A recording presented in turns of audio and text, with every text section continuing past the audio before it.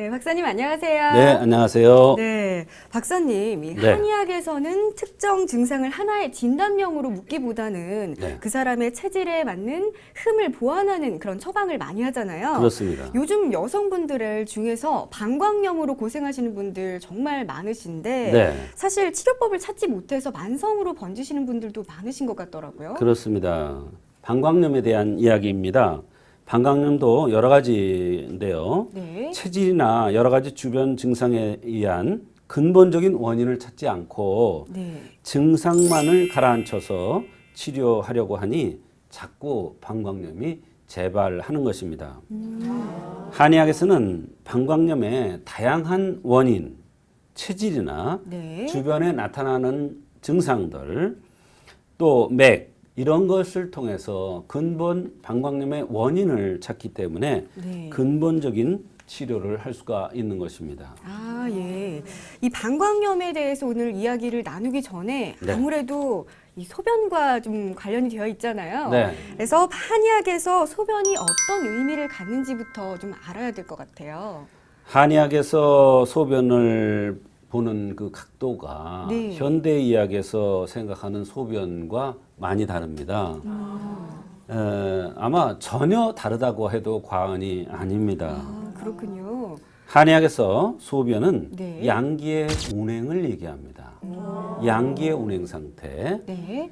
말하자면 소변의 상태를 보고서 그 사람의 양기가 제대로 운행되는가 안 운행되는가를 알 수가 있는데 이때의 양기라는 것은 뭐냐면 눈, 코, 입, 귀가 제대로 작동하는가 안 하는가를 알 수가 있다는 것이에요. 네.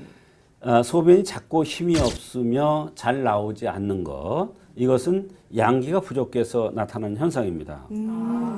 어려서 밤에 잠을 자다가 소변 실수하는 것도 네. 양기가 부족되거나 양기가 운행되지 않아서 나타나는 현상입니다. 또 연세가 많은 분들이 밤에 소변을 자주 보는 것도 바로 양기가 쇠해서 나타나는 현상이 가장 많고 또 혈이 부족해서 나타나는 현상도 있습니다. 혈이 부족하다는 것은 뭐냐면 진액이 고갈된다는 뜻이에요. 진액이. 네. 진액이 고갈되기 때문에 방광염이 걸려도 진액을 보충해주는 치료를 하지 않고 염증만 가라앉히려고 그러면 자꾸 재발되는 거예요. 한의학에서는 방광이라는 것은 네, 네. 진액을 저장하는 탱크로 봅니다. 그런데 이 진액 저장 탱크에 네. 진액이 충분히 있어야 되는데 연세가 들면 바로 이 진액이 고갈돼 가요, 자꾸. 그래서 노인들이 소변을 너무 자주 보거나 또는 참을 수가 없는 거, 네. 이런 것들은 사실은 진액이 부족된 것도 부족된 거지만 이것에 의해서 진액이 더 빨리 고갈되어 간다. 그래서 이런 현상은 바로 노화 현상을 가속화시킬 수밖에 없으며 네. 이런 현상이 나타나면 다리에 힘이 없어서 노인들이 아장아장 걸어요. 아, 네, 노인들 특유의 걸음 있죠? 그런 현상도 바로 진액이 고갈되고 소변에 이상이 와서 나타나는 현상입니다. 아, 역시 한의학에서 보는 관점은 조금 다르다라는 생각이 드는데 네. 그렇다면 본격적으로 이 방광염이 어떤 병인지에 대해서 말씀 좀 해주시죠. 네. 방광염이라는 것은 네. 오줌 소태라고도 하죠. 네, 오줌 소태. 흔히 남성보다도 여성들한테 많이 생깁니다. 근데 오늘 얘기를 들어보면 알겠지만 남성들도 참 많이 생겨요.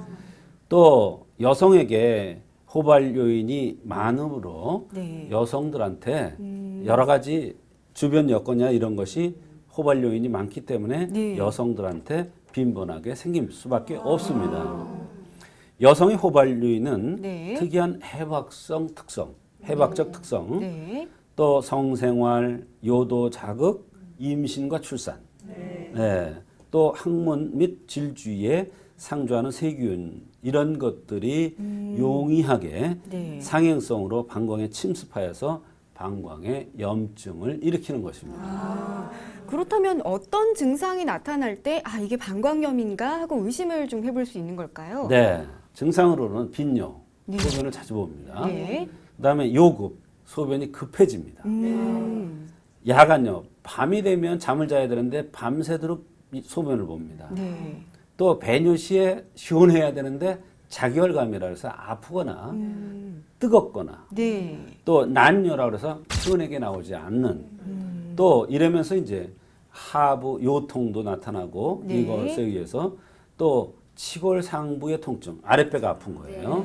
이런 것들을 호소하는 것이 방광염의 가장 중요한 대표적인 증상 중에 하나입니다. 네. 이것이 이제 계속 진행되면 네. 바로 요실금이 오기도 하고 또 소변에 피가 나오는 혈뇨 증상이 보기도 하고 네. 이런 증상이 나타납니다. 이게 현대의학으로도 치료가 잘 되는 경우가 많으나 네. 치료에 어려움을 겪는 경우도 많습니다.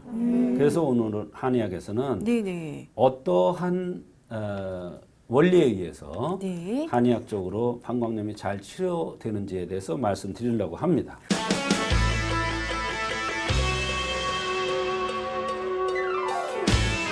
방광염이 좀 잘 생기는 체질도 특별히 있을 것 같아요. 그렇습니다. 생긴 대로 병이 온다는 차원에서 네. 생긴 모습을 봐서 그 사람의 병이 원인도 찾고 방광염의 원인도 찾을 수가 있는데 네. 방광염이 잘 생기는 체질이 있습니다. 화체형이라고 그래서요. 네. 코끝이 뾰족하고 눈이 동그랗고 입술이 얇고 뾰족하고 잘 웃고 예. 얼굴이 잘 붉어지는 사람들 이런 사람들이 방광염이 잘 옵니다. 네. 이런 사람들은 어려서부터 오줌이 시원찮다고 그래요. 몸만 안 좋으면. 타고나기를 타고나게 그래요. 이건 선천적인 거예요. 예. 그다음에 뚱뚱한 사람도 많지만 빼짝 마른 사람들. 네. 말하자면 근골이 위주인 사람들. 잘 살이 안 찌는 사람들. 네. 이런 사람들이 방광염이 잘 와요. 이것은 음혈이 부족이기 때문에 그렇습니다. 네. 또 방광이 좋지 않은 건 콧구멍이 이렇게 드러나 보이는 사람들이 방광이 좋지 않은 거예요. 네. 눈 밑에 다크서클이 있으면 또 소변에 네. 이상이 나타납니다. 그래서 이런 체질들이 바로 방광의 증상들이 염증의 증상들이 네. 잘 나타날 수 있는 체질입니다. 이런 경우에 네. 음혈을 돋궈주거나 또는 화를 다스리거나 네. 또 방광으로 소변을 잘 소통시켜주거나 또 담음의 증상을 치료해주면 근본적으로 방광염이 한의학적으로 치료가 될 수가 있는 겁니다.